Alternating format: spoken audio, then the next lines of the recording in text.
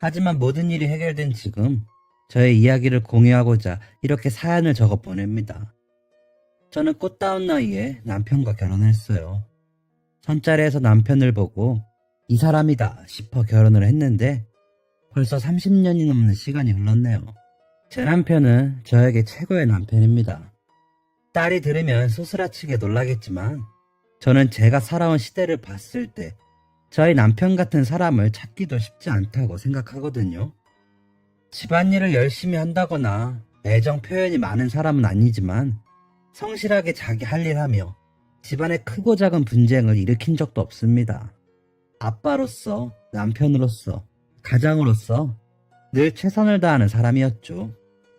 집에서 살림만 하는 저를 무시한 적도 없습니다. 저는 이런 남편의 모습에 늘 감사한 마음을 가지고 살고 있었고요. 밖에서 일을 하지 않으니 남는 시간은 자유롭게 제가 하고 싶은 일을 하며 살았습니다. 남편이 벌어오는 돈이 적지 않았거든요. 배우고 싶은 거, 하고 싶은 거 하며 하나 있는 딸아이를 기를 수 있었습니다. 남편이 저에게 지원을 아끼지 않았던 데는 이유가 있습니다. 바로 제가 딸을 낳을 때 많이 고생을 했거든요. 결혼을 하고 몇 년이 지났는데 아이 소식이 없자 시댁과 친정에서도 걱정을 하셨고 저와 남편도 의문이었습니다. 노력을 하지 않는 것도 아니고 부부 관계에 문제가 있는 것도 아닌데 왜 아이가 안 생길까 했죠. 그렇게 몇 해가 지나는 동안 저는 몇 번의 유산을 경험하게 됩니다. 아이를 잃은 슬픔을 누가 다 헤아릴 수가 있을까요? 저는 내 팔자엔 아이가 없나 보다 라고 생각하며 임신을 포기할 지경에 이르렀습니다. 하지만 이 사연을 듣고 계신 분들이라면 아실 거예요. 아이를 갖는 것을 포기하는 여자의 마음이 어떤지 말이죠. 남편의 말로는 제가 하루가 다르게 말라가는 게 꼭 내일이면 죽어있을 것 같았다고 합니다. 그래서 아침에 회사에 가기 전에 저를 몇 번이나 들여다봤다고 해요. 숨은 잘 쉬고 있는지, 잠을 자고 있는 게 맞는지 확인하기 위해서요. 사실 전 그 당시의 기억이 또렷하지 않습니다. 어떻게 시간을 보냈는지도 모르겠어요. 울다가 자다가 남편이 챙겨온 죽을 몇 숟가락 먹고 다시 울고 이 행동을 계속 반복했던 것 같습니다. 친정 부모님과 시부모님도 굉장히 걱정을 많이 하셨어요. 하지만 저를 찾아오는 것도 부담이 될 듯해서 남편을 통해 연락을 주고받는 게 전부였다고 하죠. 아이를 지키지 못했다는 죄책감, 여자로서 아이를 갖지 못한다는 상실감, 이것이 저를 참 많이도 힘들게 했습니다. 그렇게 몇 번의 유산으로 몸과 마음이 많이 지쳐있을 때 선물 같은 아이가 저희 부부에게 찾아왔습니다. 예쁜 딸이었어요. 제가 몸이 많이 약해서 그런지 아이도 약하게 태어났습니다. 그 아이를 어떻게든 살려보겠다고 마음 졸이고 태어난 이후엔 매일 노심초사하며 아이를 길렀죠. 유산으로 힘들어하던 때부터 아이를 낳던 모습, 또 자식을 기르는 모습을 가장 가까이에서 지켜본 남편은 제가 참 안쓰러웠나 봅니다.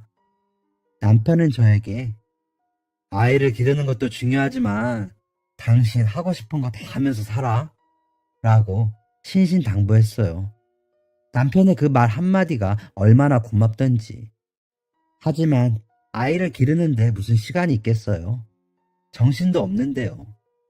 제가 하고 싶은 걸 다 할 수 있었던 시점은 아이가 건강하게 어느 정도 자랐을 때부터입니다. 저희 딸 윤희가 고등학교에 올라가고서부터는 더 이상 제 손길을 타려고 하지 않더라고요. 서운한 마음이 들긴 했지만 한편으로는 다행이었습니다. 조금만 찬바람 쐬면 기침을 하고 소풍이라도 다녀온 날엔 밤새 끙끙 앓았던 아이가 이젠 친구들과 신나게 놀고 들어와도 쌩쌩하게 제잘거리곤 했으니까요. 저는 이런 사실을 겸허히 받아들이고 건강해진 아이를 둔 엄마가 겪어야 할 당연한 일이라고 생각하며 고등학교에 입학한 윤희를 제 품에서 조금씩 놓아주기 시작했습니다. 처음엔 익숙하지 않고 힘들었어요. 조마조마한 마음에 친구와 함께 학교 가는 윤희의 뒤를 따라간 적도 있었죠. 하지만 그것도 얼마 가진 않았습니다. 첫 유산을 겪은 후 20년 만에 저만의 시간이 생겼거든요. 온전히 나에게만 허락되는 시간은 정말 오랜만이었습니다. 그 시간 동안 배우고 싶었던 꽃꽂이도 배우고 영어도 배우고 알찬 시간을 보냈죠. 그렇게 몇 개월이 흘렀을까요? 친정 어머니가 돌아가셨습니다. 갑작스러운 어머니의 죽음에 준비된 게 아무것도 없던 저는 큰 상실감에 빠졌어요. 큰 지병이 있던 것도 아니었는데 그렇게 갑자기 주무시듯 돌아가실 줄이야 상상도 못했으니까요. 왜 진작 찾아보지 못했을까? 나 하고 싶은 거 다 하고 살면서 왜 엄마를 챙기지 않았을까? 또다시 큰 죄책감이 저를 찾아왔죠. 어머니의 장례를 치르고 죄책감에 허우적거리고 있던 저를 건져준 사람은 남편도 딸 윤희도 아닌 바로 시어머니였습니다. 시어머니는 친정 어머니의 장례에 오셔서 저를 한참 동안 안아주셨어요. 친정 어머니가 안아주는 듯한 느낌에 저는 한참을 안겨 엉엉 울었죠. 아마 그때 제가 토해내듯 말했던 죄책감이 시어머니의 마음에 걸렸었나 봅니다. 시어머니는 제가 좋아하는 음식을 한아름 싸우셔서 밥을 차려주셨어요. 너 제대로 챙겨 먹기는 하니? 언제 마지막으로 밥 먹었니? 윤희애비랑 윤희만 챙기지 말고 너 몸부터 챙겨야지. 라고 따뜻한 잔소리를 하시면서 말이죠. 며느리보다 작은 시어머니가 차려준 밥상이라니. 지금 생각해도 참 죄송스러운 마음이 드네요. 어머니가 해주신 밥은 정말 맛있었습니다. 시어머니는 사부인이 음식을 그렇게 잘하셨다는데 그만큼은 아니더라도 열심히 만들었으니까 맛있게 먹어라 라고 이야기하셨어요. 그 말을 듣자마자 눈물이 왈칵 쏟아져 내렸습니다. 저는 아무 말씀도 하지 않는 시어머니 앞에서 어머니, 저는 저희 엄마한테 너무 미안해요. 왜 살아계실 적에 자주 찾아뵙지도 못하고 도대체 저는 왜 이렇게 나쁜 딸일까요? 라고 울며 하소연했죠. 제 말을 한참 동안 들으시던 시어머니는 제 등을 쓸어내리시며 너 윤희 태어났을 때 기억나냐? 라고 말문을 여셨습니다. 그토록 바랬던 아이가 세상에 나오는 날, 그날은 예정일이 아니었고 갑작스러운 진통에 태어난 아이는 너무 작았고 너무 약했어요. 그렇게 작은 생명체를 처음 본 저는 태어난 아이를 보고 윤희야라고 불러주지도 못했습니다.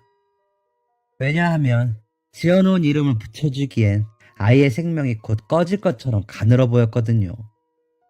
태어난 아이가 바로 저와 분리되어 치료실에 들어가고 주변 사람들은 모두 아이 걱정뿐이었습니다. 저도 마찬가지였죠.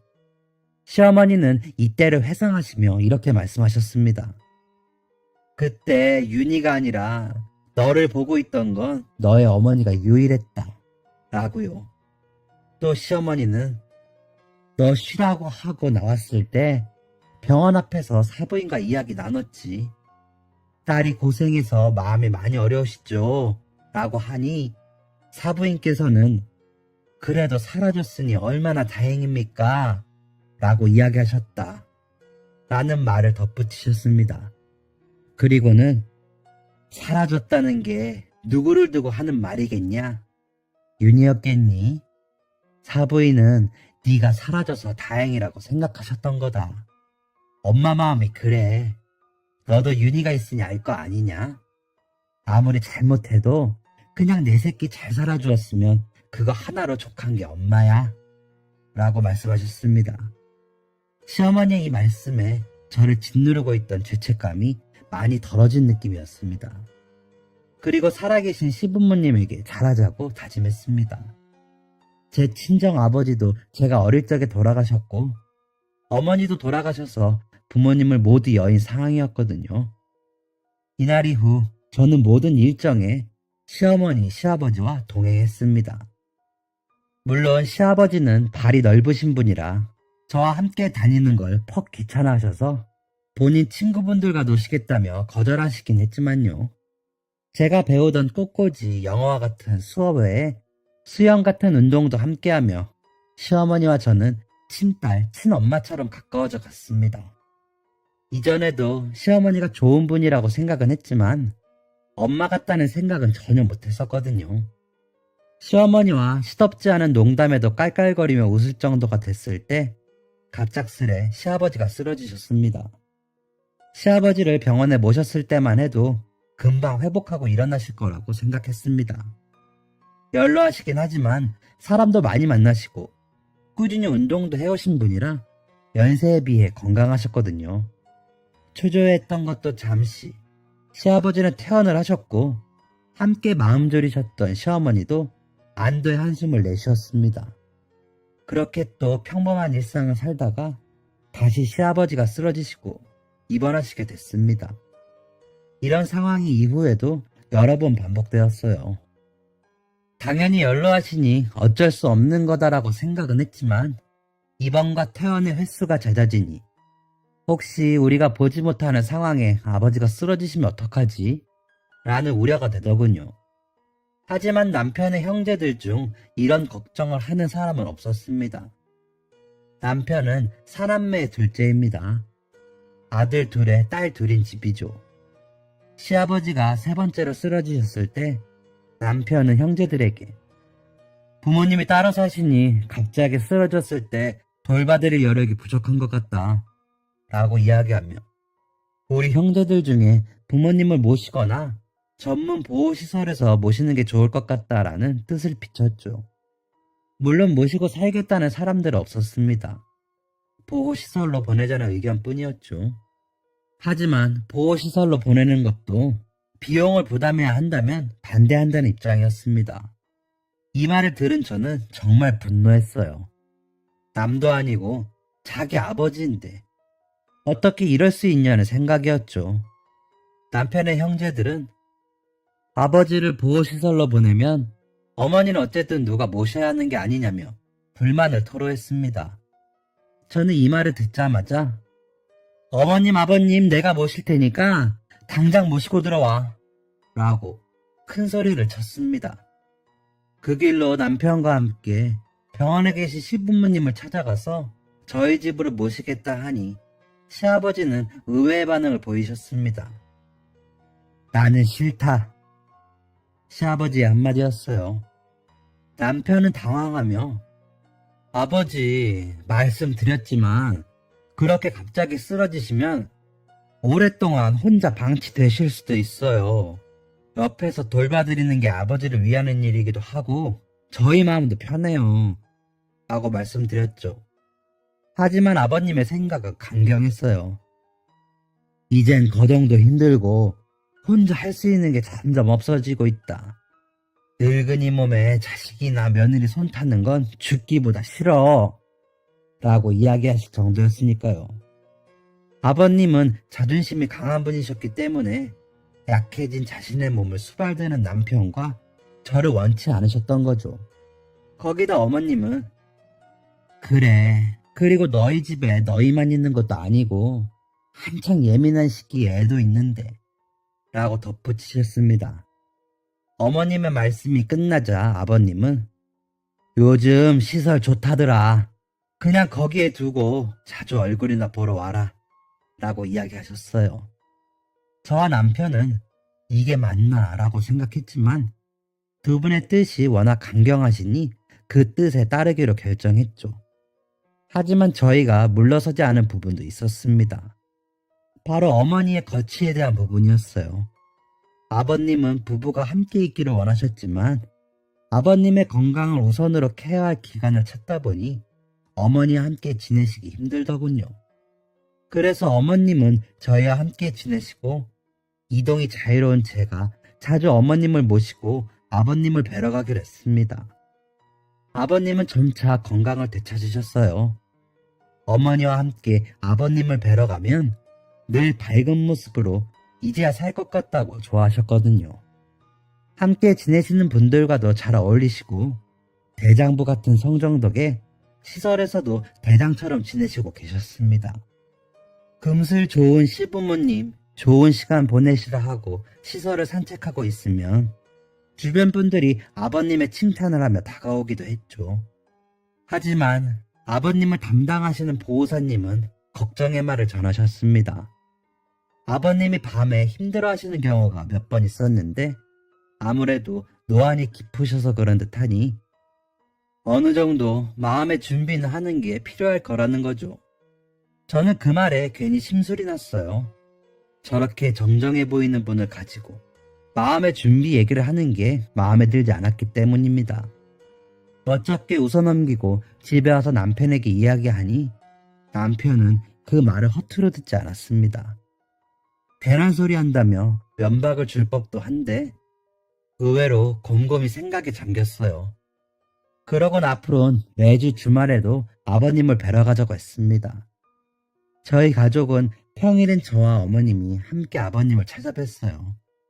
남편과 아이가 각자 바쁘기 때문이었죠. 그래서 온 가족이 함께 아버님을 뵈러 가는 건 한 달에 한두 번이었습니다. 나머지 주말은 오롯이 남편과 저, 아이 위주로 돌아갔죠. 평일엔 각자 바빠 얼굴도 제대로 보지 못하는 남편과 아이의 시간도 중요했기 때문입니다.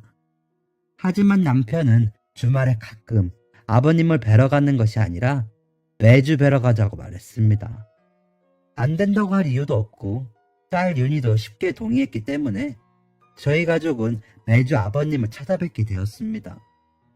어머님은 말할 것도 없이 좋아하셨지만 아버님은 아니었어요. 저희 가족이 매일 찾아뵙는 것에 비해 다른 남편의 형제들은 드문분출했기 때문이죠. 1, 2주는 아무 말 없이 좋아하시다가 이후엔 다른 형제들의 근황을 모르셨습니다. 저는 그래도 전화로 안부는 여쭤볼 줄 알았는데 그마저도 안 했더군요. 아버님과 어머님에게 들어가는 비용을 함께 부담하지 않는 것은 각자 사정이 다르니 그럴 수 있다고 생각했습니다. 남편의 벌이가 더 좋아져서 그 정도는 충분히 감당할 수 있는 수준이었거든요. 하지만 전화도 하지 않고 얼굴도 찾아뵙지 않는다는 소식에 몸서리가 쳐졌습니다. 어머님과 함께 가서 은근슬쩍 아버님, 큰아들은 자주 연락하죠? 라고 여쭤보면 허허 웃으시며 그렇다고 하셨거든요. 아버님은 그저 형제 사이에 분란을 만들고 싶지 않아 그렇다고 말씀하신 거였습니다. 몇 달을 꼭 참고 계시다가 이제야 다른 자식들의 근황을 물으신 아버님을 보니 가슴이 메였죠. 아버님은 분위기가 어두워지자 내가 젊었을 때 애들 하고 싶은 것도 제대로 못 시켜줘서 그렇지 뭐 라며 애써 웃으셨습니다. 아버님은 젊으셨을 적에 가난한 집에서 태어나 품삯을 받으며 일하셨어요. 그렇다 보니 넉넉하게 자식들을 못 키우신 게 사실이죠. 하지만 성실함과 부지런함으로 대를 이어오던 가난을 극복하신 분입니다. 어릴 때는 힘들게 자랐다고 하더라도 밥 굶지 않고 자식들 모두 학교 나왔으니 아버님은 가장으로서 아버지로서 최선을 다하셨다고 생각해요. 실제로 지금 남편의 형제들은 대부분 넉넉하게 삽니다. 결혼할 때 집이며 혼수며 남부럽지 않게 해준 것으로 알고 있는데 도대체 뭘 못해주셨다는 건지 이해할 수 없었어요. 아버님의 말씀에 어머님은 곁에서 눈물을 흘리고 계시고 남편은 고개를 숙이고 있는 것을 보며 전 열심히 시부모님과 남편을 위로했습니다. 이후로 몇 번 더 아버님을 뵈러 갔지만 아버님은 더 이상 다른 자식들의 소식을 묻지 않으셨습니다. 따로 연락드리지도 않는다고 하니 아버님이 체념하신 거였죠. 그렇게 아버님을 뵈러 가는 게 자연스러운 일과가 됐을 쯤이었습니다. 어머님과 저만 아버님을 뵈러 간 날, 아버님이 저의 손을 꼭 잡으시며 아가가 참 고생 많았다 라는 이야기를 하셨어요. 감사한 말씀이었지만 그 말이 너무 어색했습니다. 아버님은 저를 아가라고 부르신 적도 없고 손을 잡아주신 적도 없고 따뜻하게 말씀해 주신 적은 더욱 없었기 때문이죠. 저는 괜히 아버님 평소엔 선자라고 이름 부르시면서 오늘은 무슨 바람이 드신 거예요? 라고 웃어 넘기려고 했지만 아버님은 저를 잠잠히 쳐다보시며 고생 많았어 라고 이야기하실 뿐이었습니다. 그 모습을 지켜보시던 어머님은 저와 함께 집으로 돌아가시지 않았습니다. 규정상 불가능한 일이었지만 보호사분에게 이 모든 이야기를 하니 이해해 주시더군요. 그동안 단호한 모습만 보여줬던 보호사님이 흔쾌히 승낙하자 저는 불안한 마음이 앞섰어요. 그래서 저도 어머님과 함께 아버님의 옆자리를 지키려고 했죠. 하지만 어머님은 저에게 돌아가라고 하셨습니다. 그렇게 집으로 돌아와 밤을 보내고 나니 소식이 들려왔습니다. 아버님이 돌아가셨다는 소식이었죠. 전날의 이야기를 전해 들었던 남편은 예상했던 부분이라며 담담히 짐을 추스렸고 저희 가족은 곧장 아버님과 어머님이 계신 곳으로 갔습니다. 당직을 섰던 보호사님의 말씀에 따르면 두 분은 밤이 새도록 도란도란 이야기를 하셨다고 해요. 밤엔 복도가 너무 조용하다 보니 안에서 말하는 소리가 웅얼웅얼 들린다고 했죠. 정확한 이야기를 들을 순 없었지만 두 분이 행복해하고 있다는 것은 확실히 알 수 있었다고 합니다. 이후 말소리가 끊기고 아침 해가 뜨자 어머님이 정갈한 모습으로 나오셔서 남편이 죽었다라고 이야기하셨다고 하죠. 이후 찾아온 남편의 형제들은 들어오면서부터 곡소리였어요. 누가 보면 엄청난 일을 겪었다고 느껴질 정도의 곡소리였죠. 한 번을 찾아오지도 연락을 하지도 않던 사람들의 갑작스러운 행동에 저와 남편 모두가 놀랐습니다. 어머님도 마찬가지셨죠. 아버님의 장례를 치르는 동안에도 별별 일이 다 있었습니다. 도대체 왜 장례식장에서 술을 먹고 그렇게 싸워대는지 도대체 이해를 할 수 없었어요. 그것도 형제들끼리 싸우는 거였죠. 그동안 아버지를 잘 살핀 사람들이라면 모르겠는데 아무것도 안 한 사람들이 어떤 근거로 네가 더 잘했느니 내가 더 잘했느니 하며 싸우는지 정말 모를 일이었죠. 그렇게 정신없이 장례를 치르고 나니 허탈한 마음이 가득했습니다. 횟수로 2년 동안 매일 아버님을 뵈러 갔었는데 더 이상 아버님을 뵈러 갈 수 없다는 사실이 조금 허망하더라고요. 제가 이 정도였는데 어머님은 어떠셨을까요? 60년이 넘는 세월을 아버님 한 분만 보며 살았던 어머님은 점점 야이셨습니다. 마음이 허하실까 해서 모시고 나가보기도 하고 맛있는 걸 대접하기도 했는데 어머님은 점점 빛을 잃어가셨어요. 아침에 눈을 뜨고 잠에 드실 때까지 영감 나 언제 데려가오 하는 말씀만 하셨을 정도니까요. 어머니의 미소를 되찾아드리기 위해 남편과 저, 윤희는 많은 노력을 했습니다. 윤희에게는 여전히 고마운 부분입니다.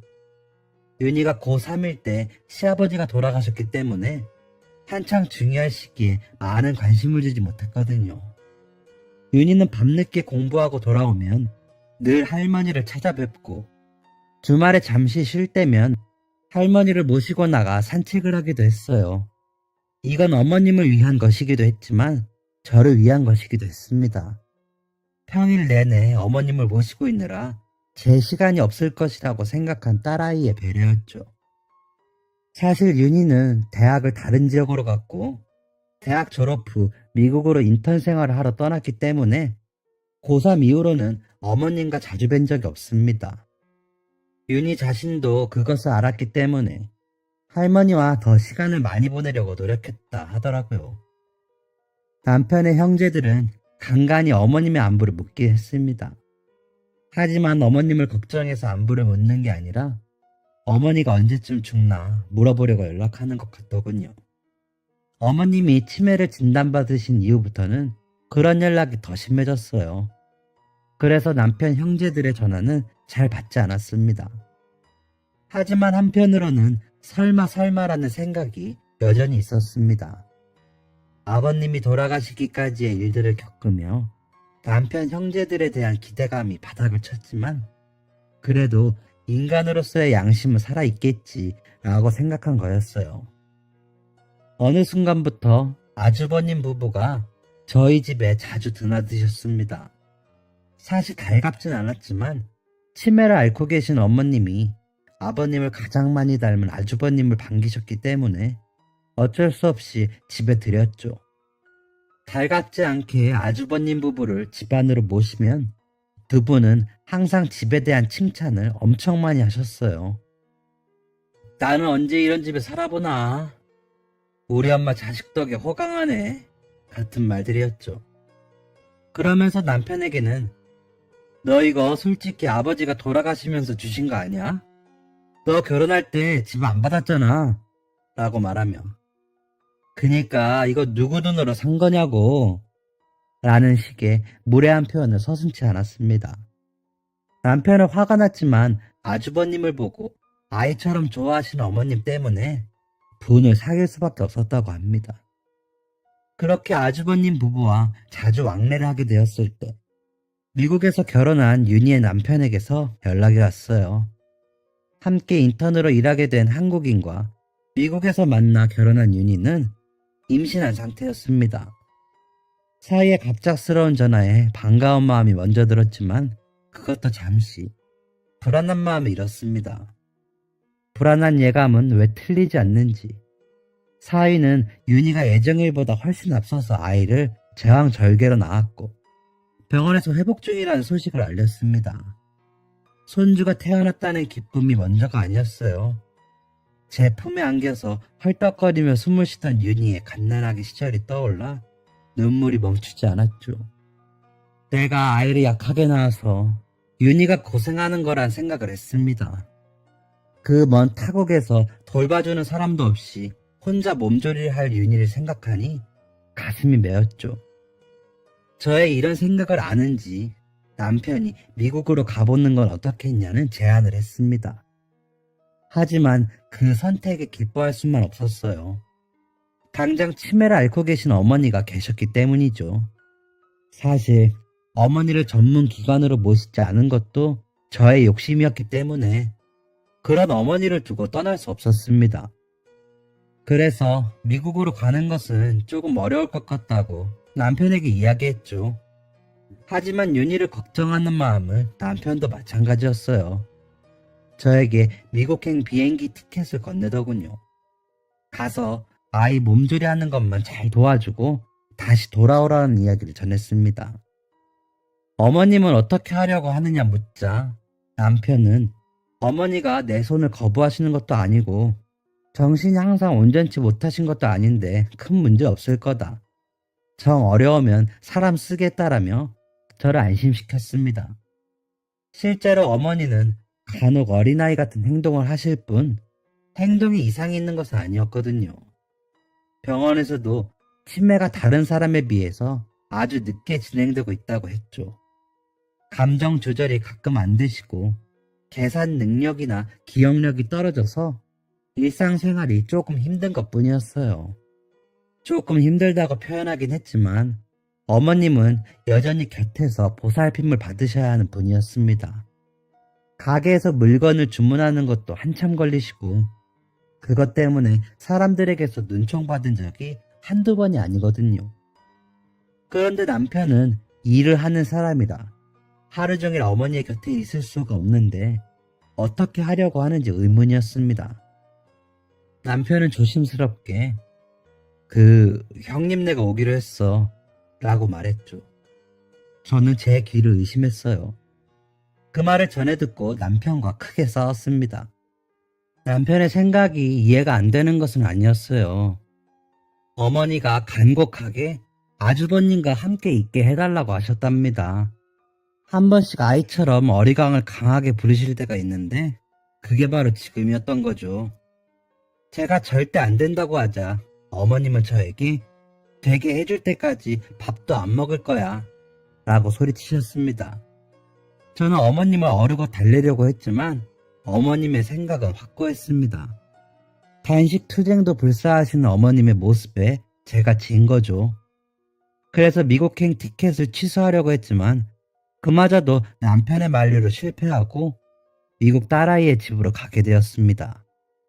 가기 전 아주버님 부부를 만났는데 두 분은 아무 걱정하지 말고 잘 다녀오라며 저를 안심시키려고 했지만 안심이 될 리가 없었죠.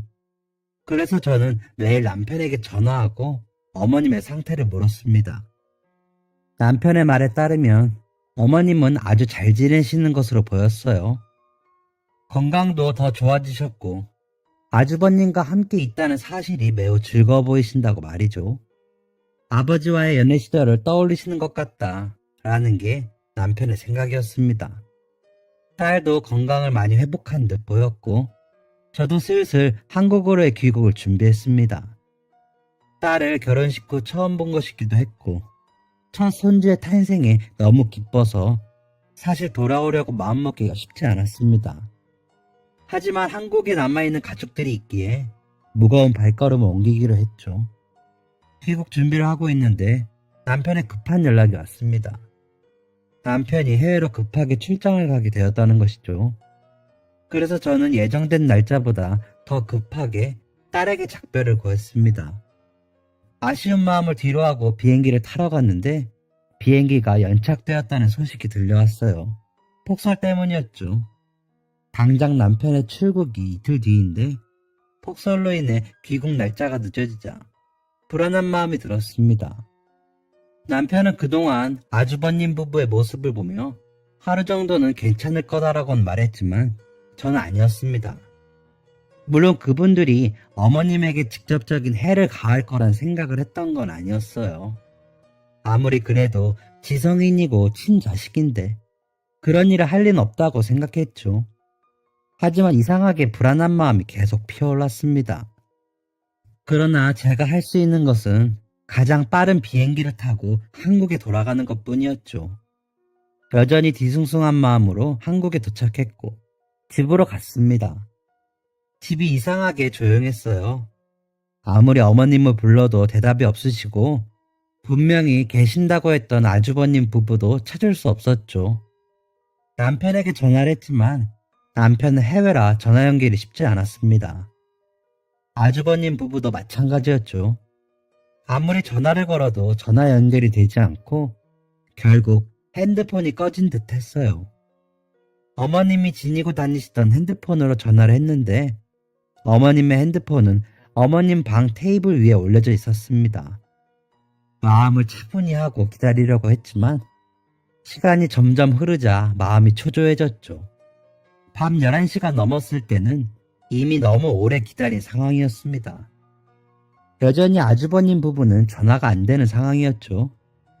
저는 남편에게 문자를 남겨두고 어머님을 찾으러 나갔습니다. 어디부터 가야 하는지 막막해서 아주버님 댁으로 차를 돌렸습니다. 아주버님 댁 문 앞에 섰는데 그 집도 굉장히 조용하더군요. 아무 소리도 들리지 않았습니다. 초인종을 눌러도 아무 반응이 없고 문을 쾅쾅 두드려도 안에선 아무 대답이 없었어요. 그러자 옆집에서 한 아주머니가 나오시더니 그 집 사람 안 산지 꽤 됐어요 라는 말을 전했습니다. 저는 놀랐죠. 고작 미국에 다녀온 게 한 달 남짓이었고 아주버님 부부가 우리 집에 온 것도 한 달 남짓이었는데 무슨 말인가 싶었습니다. 이 집에 사람이 안 산다고요? 얼마나요? 라고 묻자 아주머니는 글쎄요, 한 4, 5개월 됐나?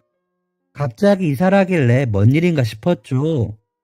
다른 좋은 데 가서 산다고 하던데 라고 대답했습니다. 4, 5개월이라면 아주버님이 저희 집에 자주 드나들 때와 시기가 겹치더라고요. 불안함이 현실이 되는 순간이었습니다. 저는 그 길로 남편 형제들의 집을 다 돌았어요. 다들 꽤 거리가 먼 곳에 살고 있어서 하루만 낸 불가능한 일이었죠. 아주버님 부부도 어머님도 사라졌다는 소식에 남편도 서둘러 귀국했습니다. 남편과 저는 행방이 묘연한 어머님과 아주버님 부부를 실종 신고하고 둘째 아가씨의 집으로 향했죠. 첫째 아가씨 집에서도 아무 흔적을 찾지 못했기 때문에 이번에야말로 찾을 수 있길 바랬죠. 어머님을 모시고 사라진 아주버님 부부에 대한 불만과 분노는 사라진 지 오래였습니다. 어머님이 무사히 계시기만을 바랄 뿐이었어요. 그렇게 둘째 아가씨 집에 도착했고 저희 부부는 그곳에서 아무 흔적도 찾을 수 없었습니다. 오히려 큰오빠 나한테 빌려간 돈이나 갚으라 그래 라는 둘째 아가씨의 고함만 들을 뿐이었죠. 아가씨들 집을 돌며 알게 된 내용이 하나 있었어요. 바로 아주버님이 재산을 모두 잃었다는 것이었습니다.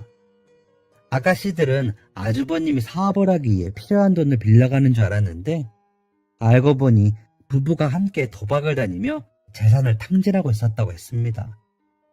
왜 그 사실을 알리지 않았냐고 물으니 나는 아버지 돌아가시기 전부터 오빠들 다 없는 사람이라고 생각하고 살았어 라는 충격적인 이야기를 했죠. 역시 출처는 아주버님이었습니다. 남편은 형이 우리 사이를 이간질하려고 그런 거다 라고 해명했지만 이미 오해가 깊은 아가씨들은 그 말을 믿어주려 하지 않았습니다.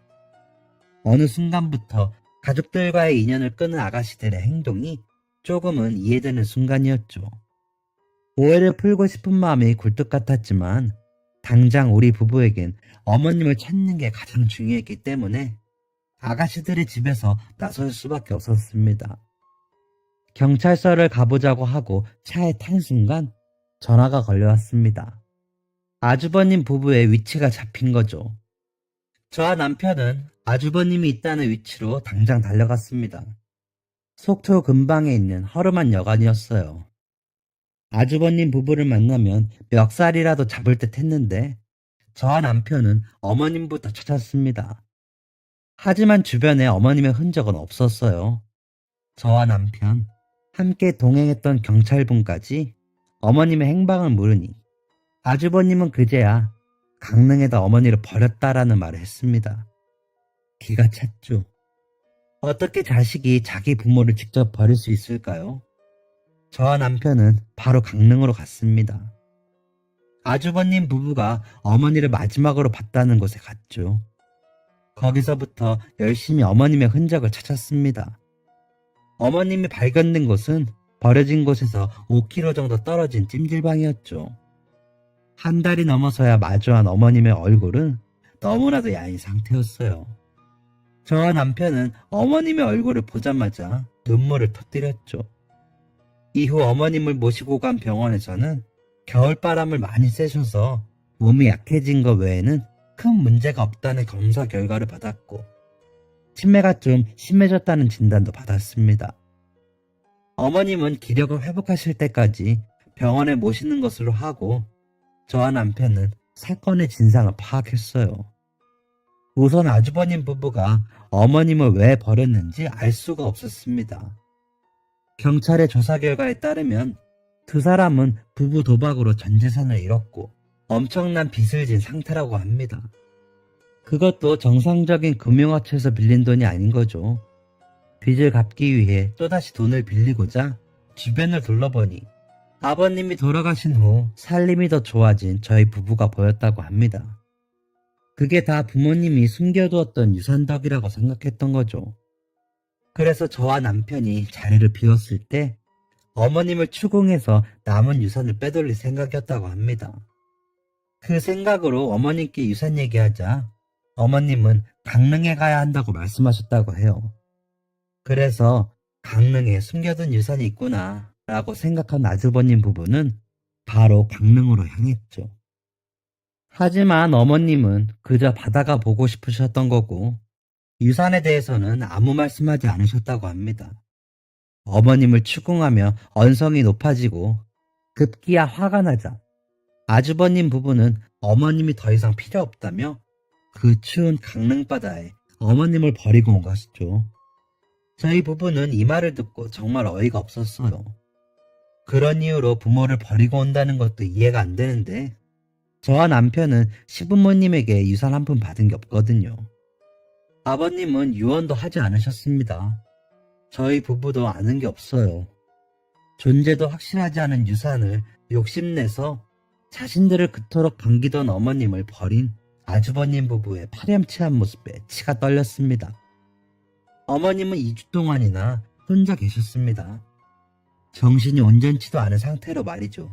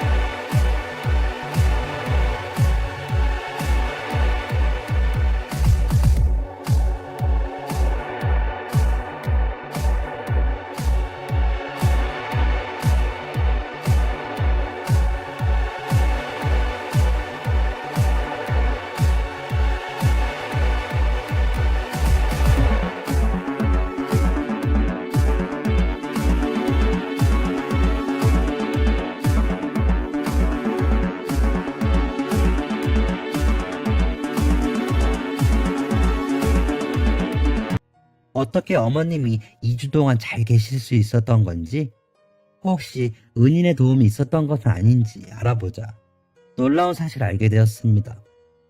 제가 어머니에게 어머니, 혹시 누가 도와준 사람이 있나요? 있으면 꼭 말씀해 주셔야 해요. 라고 말하자 어머니는 영감이 도와줬지 뭘 이라고 대답하셨습니다. 저는 아버님이 그리워서 하시는 말씀이라고 생각했어요. 하지만 그 말 이후 주섬주섬 5단으로 손을 넣었다가 빼신 어머님의 손은 금반지가 들려 있었습니다. 이게 다 뭐냐고 제가 놀라워하자 어머님은 해맑게 웃으시며 영감이 생일이라고 줬어 라고 얘기하셨죠. 알고 보니 아버님은 어머님의 생신이면 늘 금 한 돈으로 반지를 해주셨던 것입니다. 어머님은 그 반지를 전대에 넣어 늘 몸 가까이 지니고 계셨던 거였어요. 딱 한 번 어머님의 목욕을 도와드리다가 본 전대에 그런 물건들이 있을 거라고 생각하지 못했습니다. 어머님이 딱 잘라 절대 열어보지 말라고 하셨거든요. 어쨌든 어머님은 그 반지를 팔아서 2주 동안 혼자 지내실 수 있었던 겁니다. 하지만 돈이 있었다고 해도 치매를 앓고 있는 노인이 혼자 지내기 얼마나 어려웠을까요? 주변 사람들의 타박에 얼마나 속상하셨을까요? 아직도 그 모습만 생각하면 마음이 아픕니다. 이후 아주버님 부부는 존속 유기죄로 처벌받게 되었습니다. 또 아주버님의 오래된 이간질로 막혀있던 남편과 아가씨들의 사이가 다시 회복되는 계기가 되었죠. 모든 게 거짓이라는 것도 모르고 아버지 임종도 못 받으렸다며 엉엉 우는 아가씨들에게 남편은 내가 먼저 대화를 하려 했어야 했는데 그러지 못해서 미안하다고 위로를 건넸습니다. 어머님은 그날 이후 치매가 심해지셔서 더 이상 집안에서 돌봐드리기 힘든 지경에 이르렀어요. 그래서 보호시설로 어머니를 모시게 됐습니다. 그래도 다행이라는 점은 아가씨들도 돈을 모아 요양비에 보태고 있고 자주 찾아뵙고 있다는 것이죠.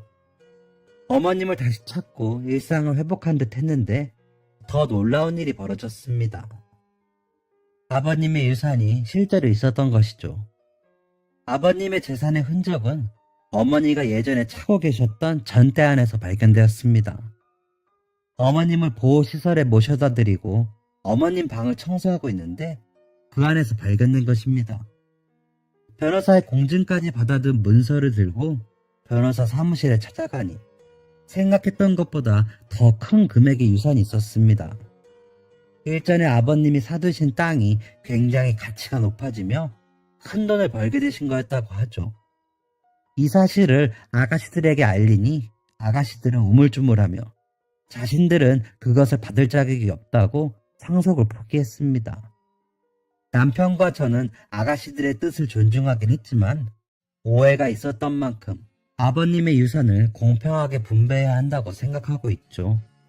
딸아이도 몸을 완전히 회복해서 육아와 직장일에 전념하고 있다고 합니다. 이제 아가씨들도 어머님을 잘 돌보게 되었으니 당분간 미국에 가서 예쁜 손녀의 재롱을 보며 시간을 보내고자 합니다. 남편도 퇴직을 앞두고 있어 앞으로 남편과 보낼 시간들이 기대가 되네요. 저의 사연은 여기까지입니다.